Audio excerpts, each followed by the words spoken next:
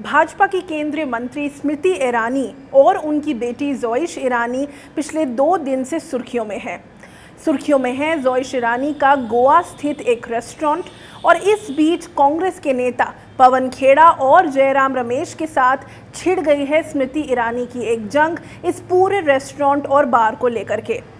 इस वाले वीडियो में आज हम आपको बताएंगे कि क्या है पूरा मामला। दरअसल पूरा मामला शुरू हुआ स्मृति ईरानी की बेटी ज़ोइश ईरानी के एक रेस्टोरेंट और बार से लेकर के, जिसका नाम है सिली सोल्स कैफ़े एंड बार। ये जो रेस्टोरेंट है ये गोवा स्थित एक ईटरी है, एक कैफ़े है।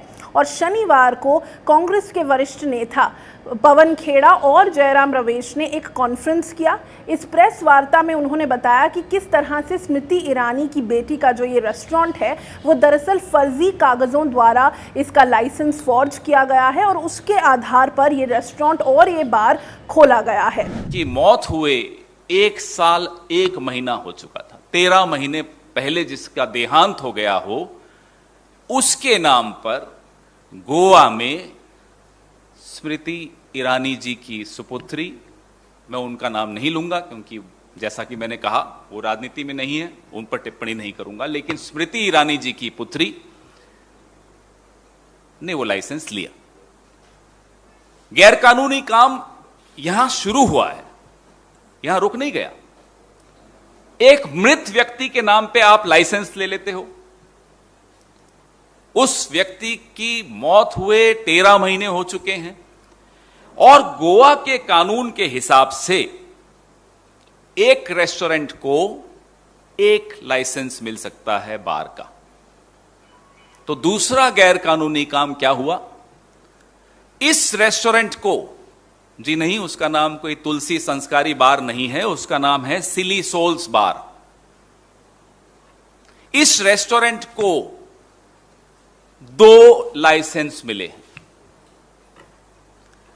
यह दूसरा गैरकानूनी काम हुआ है। और तीसरा गैरकानूनी काम क्या हुआ है? किसी भी ऐसे प्रेमिसेस को लाइसेंस देने से पहले यह आवश्यक है कि वो रेस्टोरेंट के तौर पे रजिस्टर्ड है, उसको रेस्टोरेंट का लाइसेंस मिला हुआ हो। तीसरा गैरकानूनी काम यह है कि इस रेस्टोरेंट को रेस्टोरेंट चलाने का लाइसेंस नहीं मिला हुआ।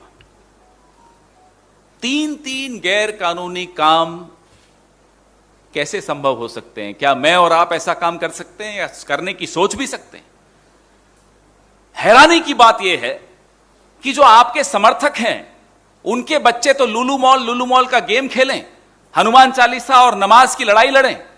आपके बच्चे या तो विदेशों में पढ़ें, अच्छी बात है, पढ़ना चाहिए, या आपके बच्चे आपकी प्रोटेक्शन, आपकी पेट्रनेज, आपके आशीर्वाद के चलते इस तरह के गैर कानूनी काम करें और सारे कानून तोड़ दें। इसके बाद शुरू हुआ एक war of words Smriti Irani और कांग्रेस के बीच में, और अब ये पूरा मामला कोर्ट तक पहुंचता हुआ नजर आ रहा है। इसी बीच रविवार को स्मृति ईरानी ने दोनों कांग्रेस नेताओं को एक लीगल नोटिस सर्व करवा दिया। उन्होंने प्रेस वार्ता करके ये भी कहा कि उनकी बेटी 18 साल की है और वो कोई भी बार नहीं चलाती है, उन्हें बदनाम किया जा रहा है और एक सुनियोजित कैंपेन चलाया जा रहा है स्मृति ईरानी और उनके परिवार के खिलाफ। स्मृति ईरानी की कंस्टिट्यूएंसी यानी कि अमेठी में भी उनके खिलाफ पोस्टर्स सामने आए जिसमें कि टिप्पणी लिखी हुई थी उनके रेस्टोरेंट से जुड़े हुए मामले पर। इसी बीच की स्मृति ईरानी क्लैरिफिकेशंस और प्रेस वार्ताएं कर रही थी तो इंडियन यूथ कांग्रेस यानी कि कांग्रेस का जो युवा विंग है उसके कार्यकर्ता गोवा में स्थित जो रेस्टोरेंट है वहां पर पहुंच गए और रेस्टोरेंट एंड बार को एक काली टेप से छुपाया गया था, बार शब्द को, तो उन्होंने वहां पर पहुंच करके उस शब्द से टेप को हटा करके एक पर्दाफाश करने की कोशिश की। इसी बीच सोशल मीडिया पर ज़ोइश ईरानी का एक इंटरव्यू भी वायरल हुआ जिसमें कि दिखाया जा रहा है कि फूड एक्सपर्ट्स कैसे गोवा पहुंच करके ज़ोइश ईरानी का इंटरव्यू ले रहे हैं, उनसे अपने फूड और बार के बारे में चर्चा कर रहे हैं, उसकी पब्लिसिटी कर रहे हैं। ये सारी वीडियोस सामने आई। Zoish, how are you? I'm good, how are you? Oh, what a wonderful place you've got over here. Thank you. Okay guys, now let me introduce you to a very young entrepreneur. This is Zoish Írani, correct? This is your restaurant, yeah? Yes, sir. So, what was the thinking behind one, opening a sort of international restaurant in Goa. There is a lot of international food happening around, is it? Yes. Goa is like the tourist hub of India, as you obviously know, but and you can find a lot of Goan places, local food, but at least I like to think that international food is kind of lagging here. I mean, there are like places opening up a lot around here. पर ये विवाद लगातार सुर्खियों में बना हुआ है और बढ़ता चला जा रहा है।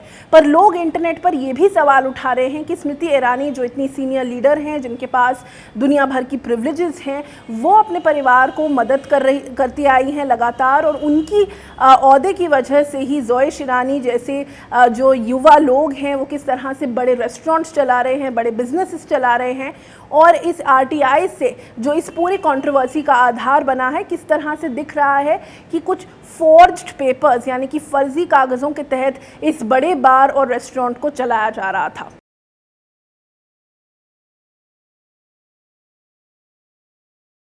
द वायर के और वीडियोस देखने के लिए सब्सक्राइब करें और बेल आइकन पर क्लिक करें। स्वतंत्र पत्रकारिता की आर्थिक मदद करने के लिए डिस्क्रिप्शन में दिए गए लिंक पर जाएं और अपनी राशि चुनें।